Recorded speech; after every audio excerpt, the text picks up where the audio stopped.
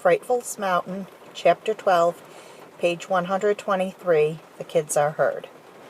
For 15 days, Frightful, with Sam's help, sat through the blasts of the jackhammers and the rumble of trucks.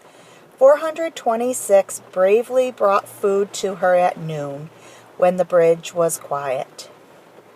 But he could not drive himself to take his turn brooding.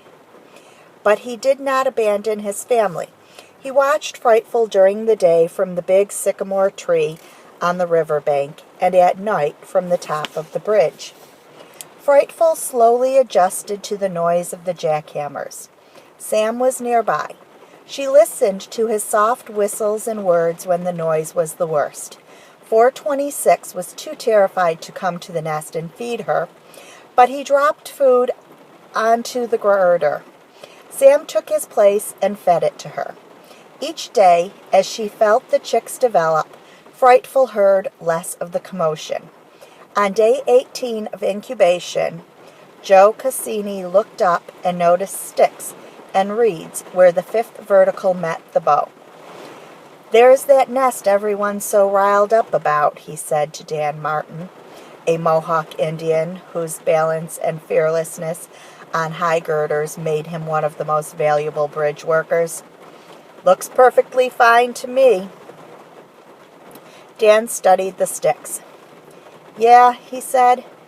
"Messy bird." Then he thought a minute.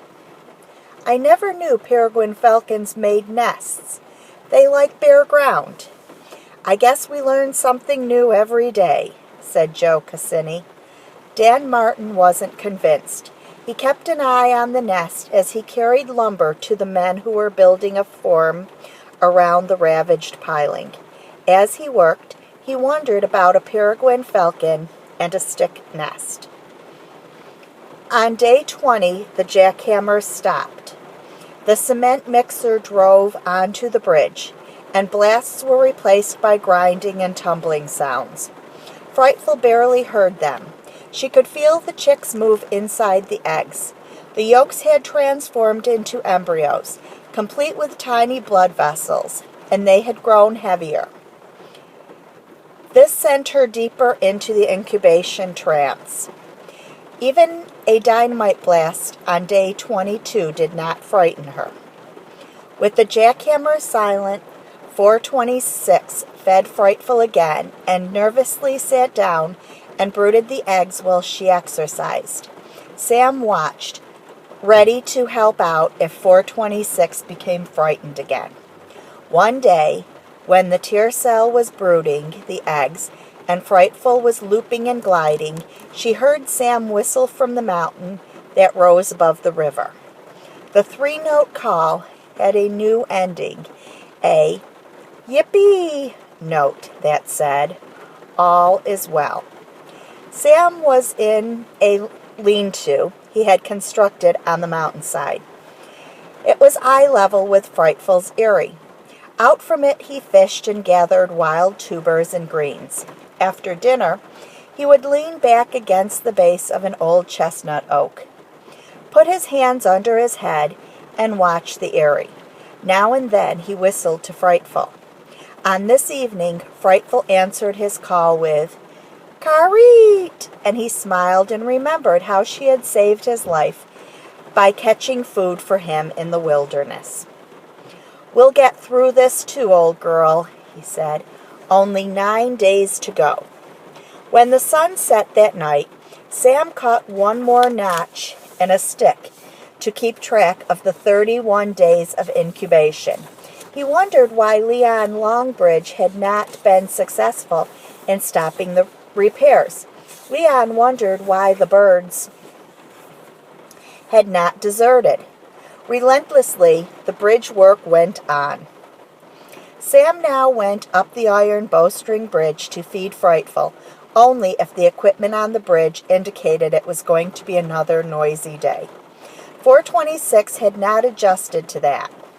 On these days, Sam climbed to Frightful before the kids came by on their way to school and checked on the falcons. They would look, smile, and leave a little before the school bell rang and the work crew arrived. In this interval, Sam had time to climb down the bridge and disappear without being seen. One morning, when Sam had finished feeding Frightful and was on his way down, Molly arrived. She saw him. Quickly, he stepped to the horizontal girder and walked to the middle of the bridge, his orange vest catching the sunlight. He inspected the bolts in the web joints and made notes without pencil or paper. Then he turned and walked past the nest, grabbed the iron bow, and backed down to the bridge floor. With Molly still looking at him, he dropped over the bridge, grabbed the form around the piling, and climbed down to the river shore. He vanished in the cattails. That day, as Sam had anticipated, was an extremely noisy one. 426 stayed away, and Sam didn't get back to Frightful until after 5. She was ravenously hungry. He fed her until her crop was full. Satisfied, she arose and turned the eggs. The next morning, just after Sam arrived, Frightful heard the voice of her winter friend, John Wood. He was on the bridge with Leon Longbridge. The two had been consulting about how to save the Peregrines of the Delhi Bridge. "We aren't getting anywhere with the Department of Transportation," John said. "They won't stop the work for any reason at all. None." "That's what the Department of Wild Conservation is telling me, too," said Leon Longbridge. "My boss has been trying to stop them, but the order is, make these bridges safe. The feds don't think it's a problem yet." "I had hoped the kids' letters would get some action," John said. "They got the utility company to fix several poles. Molly told me they've written the governor about the Peregrines. He controls the Department of Transportation." "Yeah," said Leon Longbridge, "but they are only getting form letters back. Thank you, but—" He studied the area. "I think we ought to move the eggs," John finally said. "She's been incubating long enough to be so deeply attached to them that she'll follow them anywhere. We can put a box in that sycamore tree by the river and transfer the eggs to it. She ought to go right to them.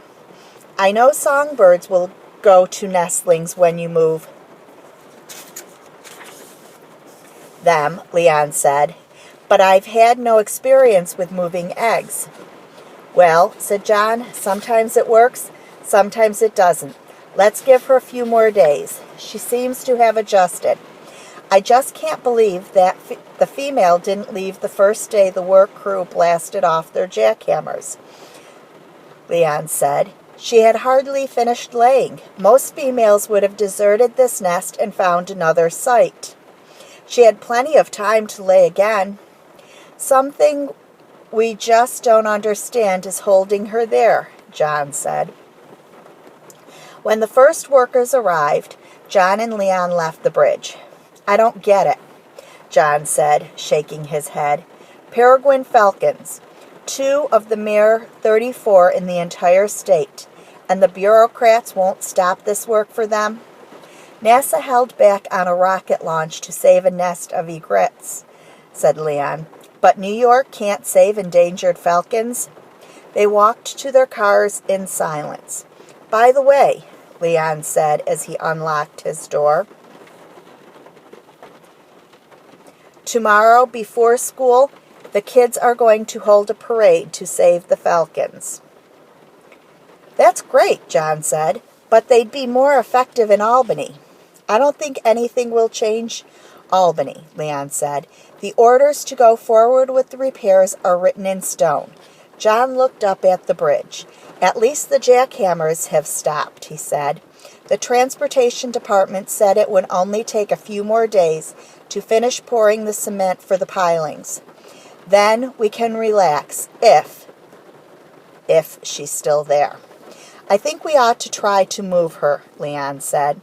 "I made a scrape, an open box with a narrow strip of wood to keep the eggs from rolling out. I'll put sand in the bottom said John, glancing up at the Eyrie. Can you help me put the box in that big sycamore? Leon asked. I think we ought to try something. John started his van. I still can't believe the female hasn't deserted, he said. Only that serene falcon Susan named Destiny would put up with this. Suddenly, he jumped out of the van and lifted his binoculars to his eyes. He said to himself. She did fly toward Delhi. Leon studied the area again.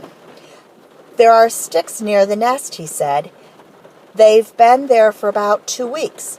What do you make of that? I have no idea, John said. Sometimes the tear-cell will bring a stick or two to his mate out of love. But not that many, I don't think. Still, there must be some explanation. There are a lot of mysterious things about that nest. He shook his head, got back into his car, and drove off. Sam was stretched out on the wide girder under the burlap camouflage.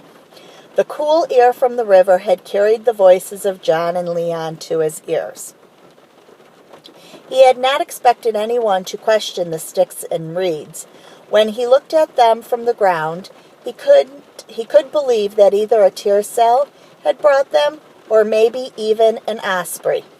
The big fish hawks put sticks in many places during the breeding season. Suddenly he was worried. Maybe, he thought, it really is time to move Frightful and her eggs. If they don't, I will. Belly flat on the girder, he watched the workers pick up their equipment and put on their hard hats. When they were busy, he slipped out from under the burlap and straightened his orange vest. He pulled himself to the bow and backed down to the bottom like a veteran engineer. No one paid any attention to him. He walked off to his lean-to and removed his vest and hard hat. Before sunrise the next day, Sam hurried down mountain to the big sycamore, jumped for the lowest limb, and swung hand over hand to the trunk. He climbed, examining limbs and forks. When he could go no further, he whistled to Frightful. They were about eye level. Cree, cree, cree, careet, she answered wistfully, and stood up then, turned her eggs. How do you like this spot? He asked. She was brooding again. He was about to climb down when he saw kids gathering at the public library. They were waving handmade posters. Huey Smith, the middle school drummer, beat his drum, and the poster carriers strode down Elm Street, heading for the bridge. Peregrines eat rats. Save our town. Peregrines are noble. Wait 1 month to repair the bridge. It takes only 31 days for a baby falcon to hatch. It took millions of years to make the falcons. Stop the bridge repairs. Save the peregrines. We haven't fallen in the river yet. Postpone the bridge repairs. Let the falcons raise their young. Save the peregrines. Save us. We are nature too. By the time the parade reached the Delhi Bridge, there were about 30 youngsters. Beaming parents and curious townspeople stood on the sidewalks watching. Joe Cassini had been warned about the parade and had come to work early. He stepped out to meet the protesters. Go on home or you'll be arrested, he said, shooing the kids away with gestures. Molly stepped forward, trembling but determined. We just want you to stop repairing the bridge until the end of June, she piped. Jose was emboldened by her courage. That's all the time the falcons need to grow up and fly away. Huey beat out a roll on the drum. Cassini crossed his arms on his chest. Go home, he repeated. I can't believe you don't care, said Molly, backing away. These are endangered falcons, and they are going to have babies. It ain't my decision, the foreman stated firmly. Orders come from Albany. Tell them. We did, said Maria Carlos, who was wearing a peregrine t-shirt she had designed. They don't see any problem. Neither do I, said Cassini. The bird is still up there, isn't she? We haven't scared her off. What's the big deal? Now get going. He walked toward them. No, said Molly. Leon Longbridge came running up to her. Hold on, Molly. This way, Huey, he said. Let's go into town. We'll march down Main Street. Glad for the suggestion, the kids turned around and walked up Elm Street to Main. Cars slowed, pedestrians stopped. Parents confessed to strangers and each other they had never had the least interest in falcons until their children told them about the peregrines of the Delhi Bridge. They were furious that the state wouldn't stop work until the little birds got on wing. The crowd wasn't large, but the police chief recognized an awakening situation when he saw one. He called for more officers. Then he led the parade to the park in front of the courthouse and let the falcon lovers wave their signs at passing cars. Save the peregrines, shouted Jose. A TV cameraman and a nervous woman jumped out of a van, looked over the kids, and walked up to Jose. What is your name? The newswoman asked, holding the mic close to his face. Jose Cruz, first baseman on the school team. I am 10 years old, and I am in 5th grade. I want to grow up and become a falconer. Thank you. You've answered the first question fully. Now the big one. What is it? Do you think it's more important to save a peregrine falcon's nest or mend a dangerous bridge? Save the peregrine falcons, Jose answered clearly. Save the peregrine falcons. A cluster of nearby kids echoed. But what about people? Aren't they important? They have a detour, Jose said. Save the peregrine falcons, he repeated. The other kids cheered and stuck their posters in front of the camera. Thank you very much, said the interviewer, and turned to a jackhammer operator who had come to the park to fill his water bottle. How do you feel about this problem? She asked. Save the peregrine falcons, he said in a loud, clear voice. A gleeful roar went up from the poster wavers. Cars coming off the detour slowed and stopped. Horns blasted. What's going on? An out-of-town driver asked. Keep moving, ordered a police officer, stepping into the road and waving the car on. You're backing up traffic. Keep moving. The courthouse clock struck 8:30 a.m. School, said Molly. Let's go. Huey Smith rolled his drum, and the police officers stopped traffic to let the kids cross Main Street. Sam, who was watching from the sycamore tree, decided this was a good time to feed Frightful. She hadn't eaten this morning. He was pulling on his orange vest when 426 dropped out of the sky and lit the airing near the scrap.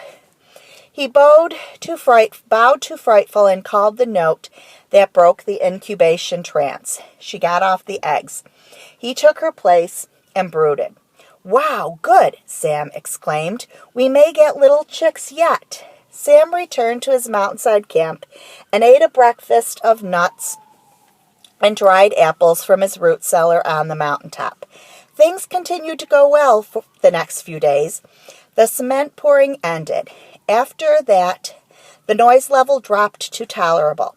A few days later, Molly borrowed a spotting scope from the Audubon Club, and she and her friends set it up in her room with its perfect view of the nest. Frightful and the scrape filled the lens.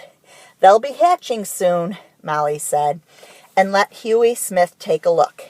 It seems, he said with a wistful smile, that despite everything, the peregrines of Delhi are going to have chicks. He turned and looked at Molly. The mom is fidgety like a hen hatching eggs. At that moment, Frightful heard the chicks cheeping inside their shells. She listened, not hearing the workers below or Sam Gribley, who was creeping along the girder to her. Frightful, he said, disbelief in his voice. Now they're going to paint the bridge.